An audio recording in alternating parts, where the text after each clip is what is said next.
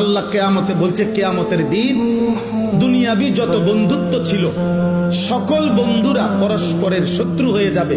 একমাত্র মুত্তাকিন যারা একজন আরেকজনকে গুনাহ থেকে বাঁচানোর উদ্দেশ্যে অথবা নেক আমলে অভ্যস্ত করার উদ্দেশ্যে যাদের মধ্যে বন্ধুত্ব ছিল, খোদার কসম আল্লাহ বলে তারা আখিরাতে হাসরের ময়দানেও বন্ধু থাকবে।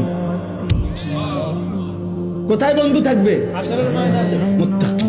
এবং আরো মজার কথা হইল, আল্লাহ সেদিন বলবে উদখুলুল জান্নাতা আনতুম ওয়া আজওয়াজুকুম তুহবারুন।